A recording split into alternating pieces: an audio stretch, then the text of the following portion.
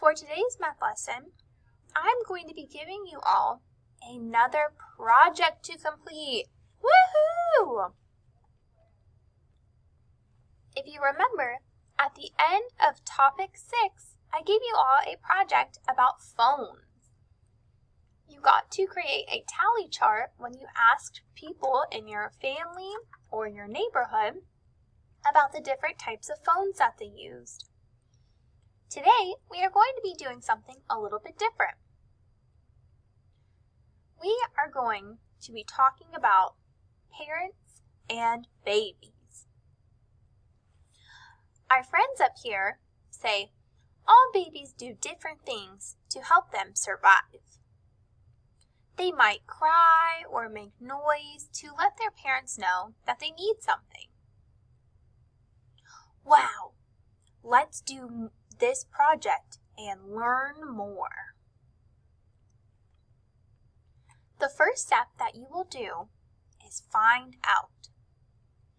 Talk to friends and relatives about the different types of animal parents and babies. Ask for help finding information about how babies communicate with their parents. So you can think about a certain type of animal that you would like to learn more about and how the animal parents communicate with their babies. If you would like, you can use the example of birds here on our page. And then for finding out information, you can ask a friend or a family member to help you find out how the parents and babies communicate. After you find your information, then we are going to make a book. We want to show what you found out. In your book, you can draw how animal parents protect their babies and how animal babies communicate with their parents. Then you can go outside with permission, or even maybe to a zoo to count animal parents and babies. How high can you count?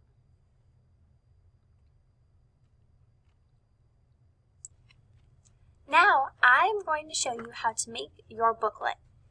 First, I just took a regular sheet of notebook paper. Now, we are not going to make a huge, crazy entire book. We're just going to make a small one.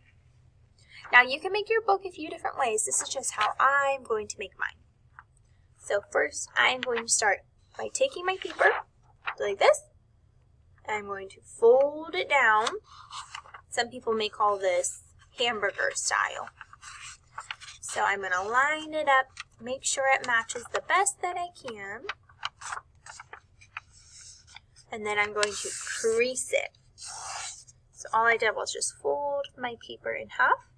Once I have it like that, I'm going to fold it one more time. So I'm going to match up those edges. Then I'm going to crease it. And now look at this.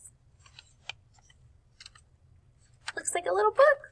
We can have a cover, the inside of our book, and the back of our book.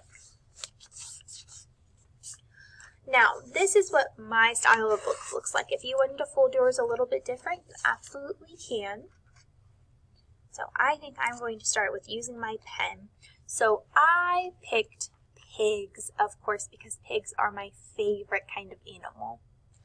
On the cover of my story, I am just simply going to write baby pigs because that is the kind of animal I chose to write about.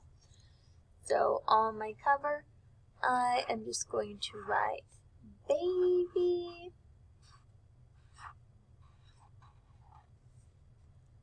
pigs.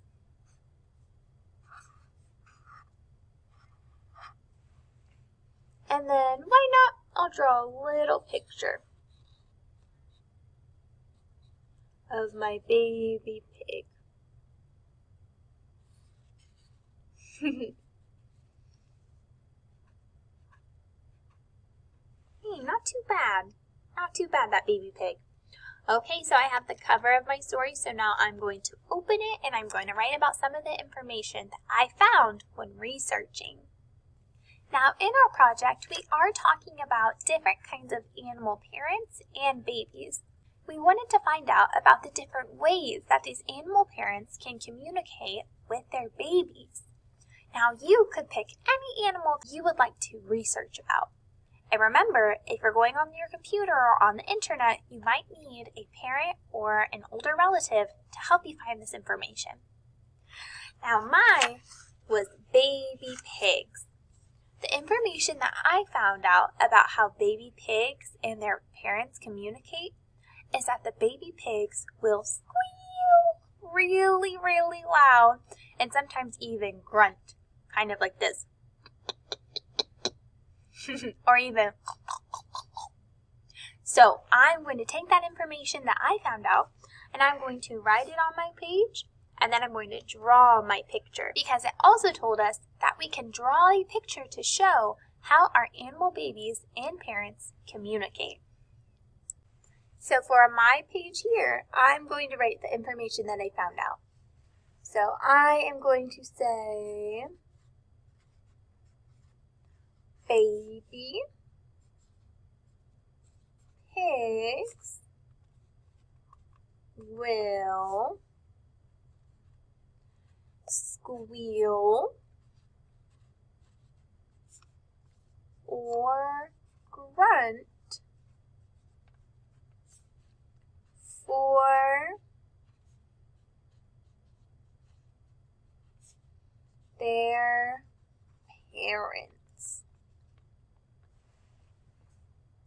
Then on the next part of my book, I'm going to draw my picture. I think I'm going to draw a baby pig who is squealing for their mother.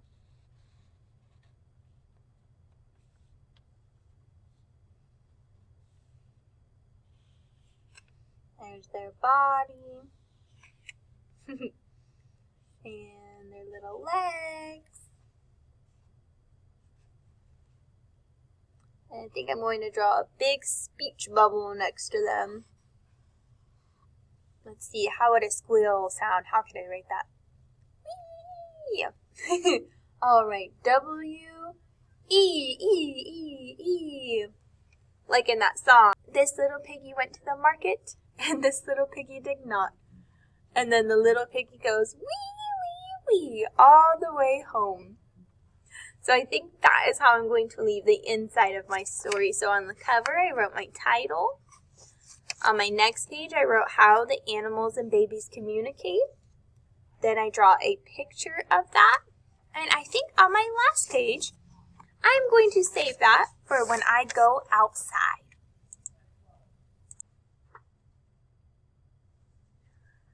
All right, I am back from looking outside to see how many animal parents and babies I could find.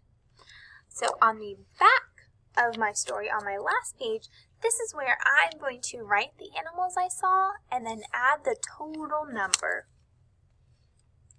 So when I went outside, I saw 2 baby squirrels and 2 parent squirrels. I then saw 7 birds of mama birds and baby birds. I saw 7 of those.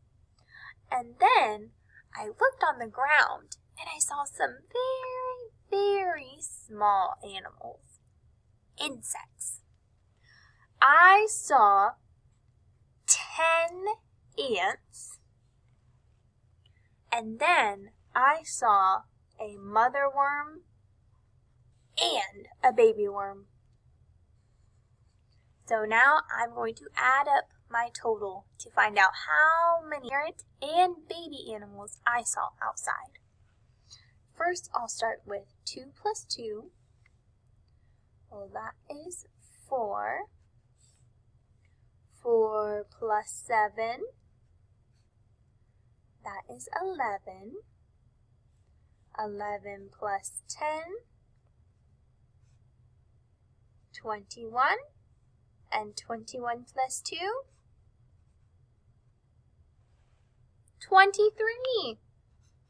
I saw 23 animals in all. And when you go outside, if you end up not seeing any animals, whether they might be all asleep, or maybe it's raining, or whatever the reason, you can always use your imagination to think about the types of animals you wish you would have seen. Then add up that total number. So now my book is all completed. I have my cover, the inside of my story,